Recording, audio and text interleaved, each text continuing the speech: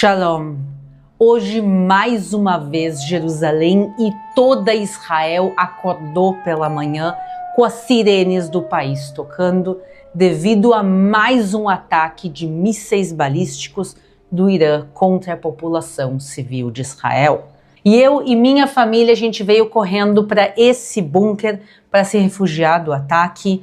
E o que eu queria fazer hoje com vocês é trazer vocês a mostrar como está sendo a nossa realidade, mostrar para vocês os detalhes do nosso refúgio e explicar para vocês o que realmente está acontecendo nessa guerra e principalmente por que ela está acontecendo nesse momento. Então, se vocês estão preparados, vamos começar. Esse bunker, a gente está agora no meu edifício, eu moro aqui 2 andares para cima. E esse aqui é o bunker clássico dos edifícios de Israel, dos edifícios na realidade um pouco mais antigos.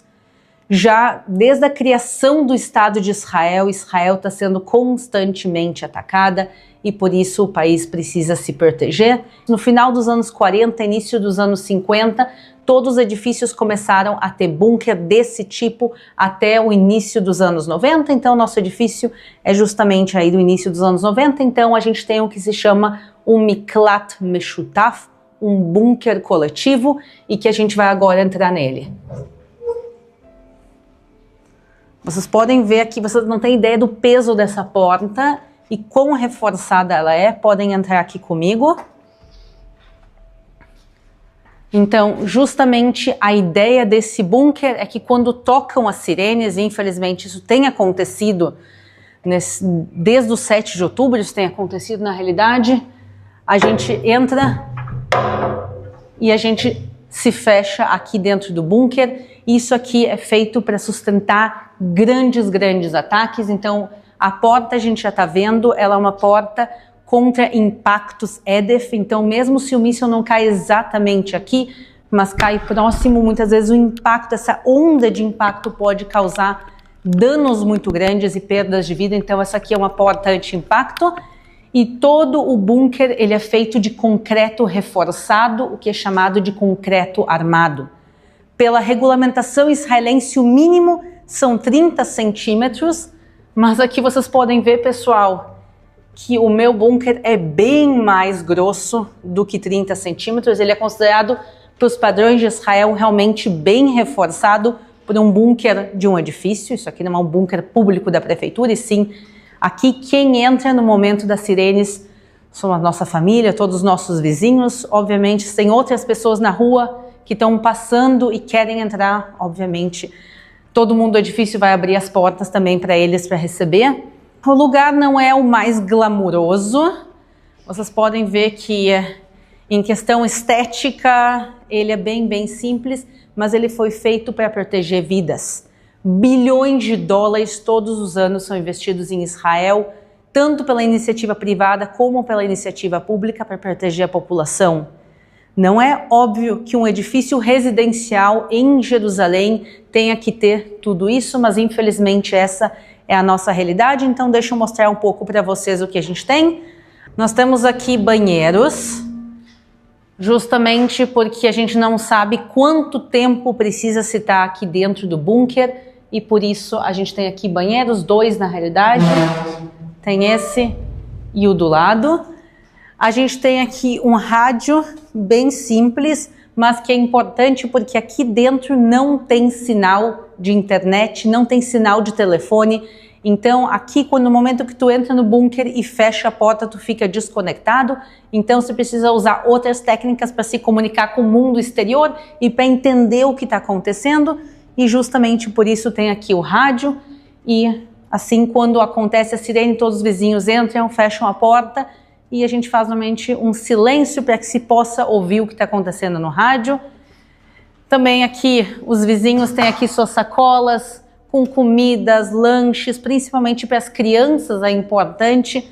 Então aqui tem brinquedinhos, caminhõezinhos, isso aqui é uma mala cheia de Barbies para as meninas também do edifício, joguinhos de cartas. Então é uma realidade triste que as crianças estão se acostumando a isso, se acostumando a toca a sirene. Imagina, meu filho de 3 anos e meio, ele conhece a palavra bunker, sirene, tudo em hebraico, obviamente, mas ele conhece toda essa realidade. Então ele diz, toca a sirene, ele sabe, não precisa explicar nada para ele. Começa a tocar a sirene, ele sabe botar os sapatos, descer para o bunker, e aí a gente estende aqui um tapete no chão que está guardado ali no canto, a gente tira os brinquedos, eles ficam brincando, lanchando as crianças, para tentar manter o máximo de normalidade possível, mesmo em tempos de guerra, mas a gente vive numa realidade que no bunker do nosso edifício, a gente tem que ter brinquedos para as crianças, e do lado dos brinquedos aqui, tem máscaras de gás.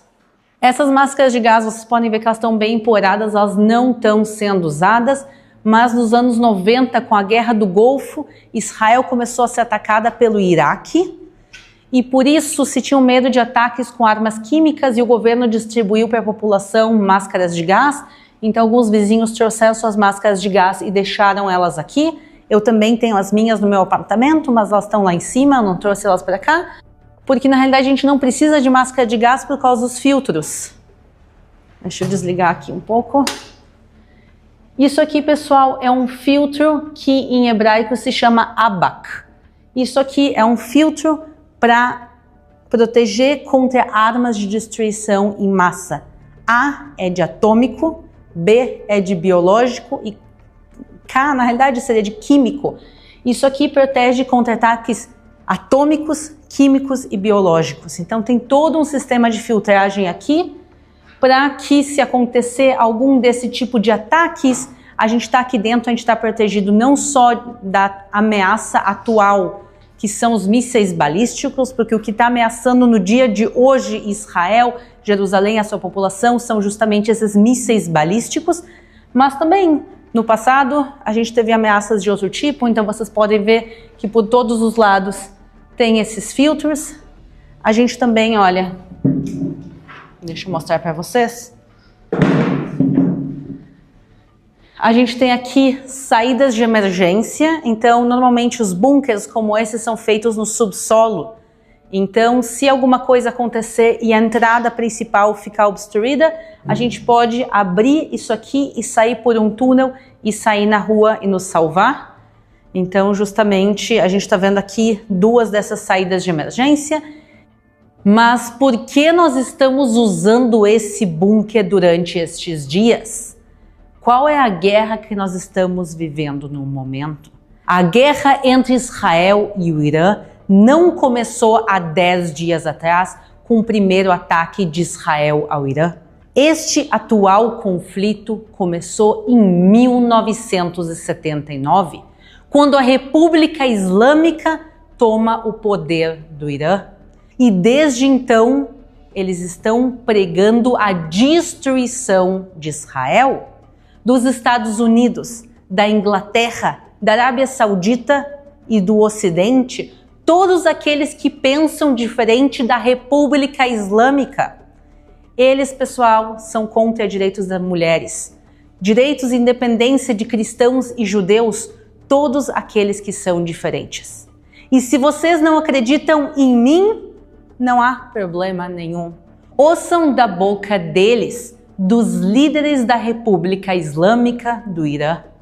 Hussein Salami, que era o comandante-chefe do Corpo de Guardas da Revolução Islâmica, disse o seguinte: estamos planejando destruir a América, Israel e seus parceiros e aliados. Nossas forças terrestres devem limpar o planeta da imundície de sua existência. E ele não termina por aí, ele fala o seguinte: nós lutaremos contra eles em nível global, não apenas em um único lugar. Nossa guerra não é uma guerra local. Temos planos para derrotar as potências mundiais. Vocês ouviram? A luta, a guerra deles não é só contra Israel, e sim é contra o mundo ocidental, contra os valores judaico-cristãos. E a propósito, eles chamam Israel de o pequeno Satã. Vocês sabem para eles quem é o grande Satã? Os Estados Unidos. E por isso, A gente tem que ouvir o que sai da boca deles, porque eles não estão mentindo. O que acontece é que a mídia muitas vezes não transmite toda a verdade ou tenta reinterpretar. O pessoal não tem interpretação. Ouçam da boca deles há 7 anos atrás o que aconteceu no parlamento iraniano. Isso muito antes da atual guerra ter oficialmente começado. Ouçam o que eles fizeram e o que eles falaram.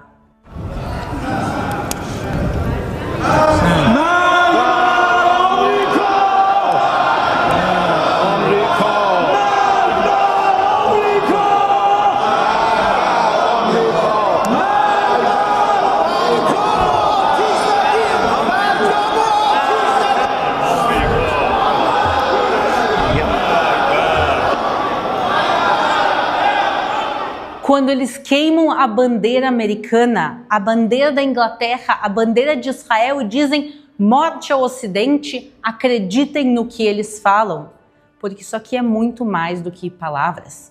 Pois desde então, desde 1979, o Irã não só tem falado, como eles organizaram centenas de atentados e ataques contra locais no Ocidente. Como o bombardeio da embaixada americana em Beirute, no Líbano, em 1983, quando um veículo explosivo matou 63 pessoas. Também na América Latina, em Buenos Aires, na Argentina, aconteceu o atentado da AMIA. Em 18 de julho de 1994, um carro-bomba destruiu o centro da AMIA, da comunidade judaica, matando 85 e ferindo mais de 300. Eu não posso nem falar para vocês todos os atentados organizados, orquestrados e financiados pelo Irã, senão a gente iria passar aqui horas e horas e horas só falando disso. Mas tudo o que vocês estão vendo na tela são alguns destes atentados. E eles fazem isso não só com seus próprios soldados da Guarda Revolucionária.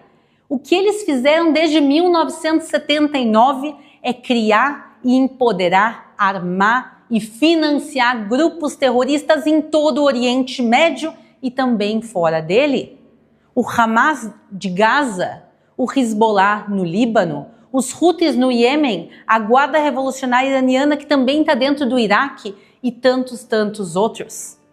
E pessoal, outra vez, isso não é saindo da minha boca. Isso eles mesmos falam e se orgulham de financiar o terrorismo. De acordo com a ordem do líder supremo do Irã, todo o poder de mísseis que você vê em Gaza e no Líbano foi criado com o apoio do Irã. E por isso, há décadas, o problema dos mísseis é constante em Israel, épocas mais e épocas menos. Mas dezenas de milhares de mísseis foram lançados pelos terroristas na faixa de Gaza e no Líbano contra Israel, matando israelenses, judeus, cristãos, muçulmanos, matando também palestinos. A escalada da violência iraniana seguiu, até que o Irã, então, no ano passado, em 2024, fez 2 ataques de mísseis balísticos diretos a Israel, em abril e em outubro. E isso foi realmente uma escalada na violência, porque quando a gente fala dos mísseis iranianos, eles são mísseis muito mais potentes do que os mísseis usados, por exemplo, pelo Hamas e pelo Hezbollah. E eles lançaram mais de 200 mísseis balísticos em cada uma dessas rodadas. E o principal é entender que os alvos desses mísseis eram alvos civis. Eles lançaram esses mísseis contra áreas residenciais, acertando edifícios, creches, até uma sinagoga em Bnei Brak e uma mesquita em Haifa, a mesquita Al-Jarina. E há poucos dias atrás, inclusive, um míssil balístico iraniano caiu e acertou e destruiu parte do hospital Soroka, um dos principais hospitais do sul de Israel, que fica na cidade de Beersheba.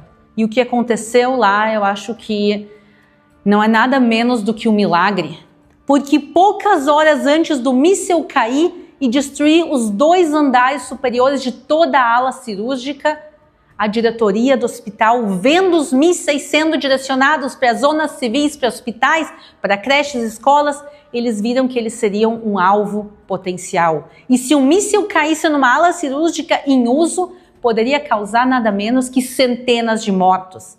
E poucas horas antes desse míssil cair, os 2 andares superiores do hospital da ala cirúrgica foram completamente evacuados. E justamente então o míssil caiu, feriu pessoas nos andares inferiores, pessoas também doentes, pacientes e funcionários do hospital, mas graças a Deus nenhuma vida foi perdida nesse ataque.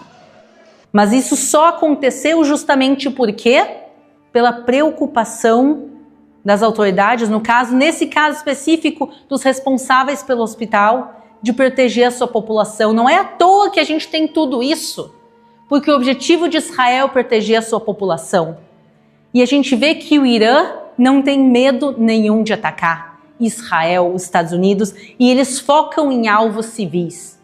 E agora, um regime como esse, que fez tudo isso que vocês ouviram falar, imaginem um regime terrorista, que financia terroristas também, nas mãos deles, uma arma nuclear. E isso seria uma ameaça numa escala mundial. Por causa dessa ameaça nuclear, Israel, há 10 dias atrás, atacou o Irã, mais uma vez focado em alvos nucleares e militares. E os Estados Unidos também entendendo a importância de defender o Ocidente, defender tudo o que nós falamos até agora, eles também entraram e na última noite, na última madrugada, fizeram ataques também a instalações nucleares. Porque, segundo a Agência Internacional de Energia Nuclear, eles tinham suficiente urânio no Irã para construir até 9 bombas nucleares. A construção de uma bomba nuclear pelo Irã era realmente iminente e por isso essa guerra estourou dessa maneira agora. E por isso a única solução para a paz, ou pelo menos algo mais próximo da paz no Oriente Médio, é com a queda da República Islâmica. E que o Irã possa voltar a ser o que era. O Irã, como uma população, é amiga de Israel. É difícil de a gente imaginar com o que está acontecendo nos dias de hoje, mas até 1979 tinham voos diretos, diários, entre Teherã e Tel Aviv. Pessoas do Irã vinham passar férias aqui em Israel. Israelenses viajavam a Teherã. A gente está falando de 250 mil iranianos vivendo em Israel nos dias de hoje. 250 mil iranianos vivendo em Israel nos dias de hoje. Uma população de 10 milhões de pessoas. As populações são amigas e são irmãs. Infelizmente, como muitos de vocês sabem, nem sempre o governo representa a sua população. E eu tenho certeza que o governo do Irã não representa quem eles verdadeiramente são. E até quando a gente olha as estatísticas, a gente vê que eles têm uma média de reprovação de 80%. E por isso, se vocês querem o bem do povo iraniano, orem pela liberdade deles. Orem pela paz do Irã e também orem pela paz de Israel e da sua população. Porque como esses terroristas conseguiram usurpar o Irã em 1979, eu tenho certeza que o governo deles também pode cair e ter eleições livres. Porque é só isso que a gente precisa, que o povo iraniano possa decidir o seu futuro, porque eu tenho certeza que a vontade deles não é destruir Israel, e sim é voltar a ser nossos amigos e nossos irmãos, como eles sempre foram, desde os tempos bíblicos com Ciro da Pérsia, que permitiu a reconstrução do Templo de Jerusalém e a volta do seu povo à sua terra, e até os dias de hoje. Então fica aí o chamado a todos, vamos orar pela Pérsia, pelos iranianos e por Israel. Shalom.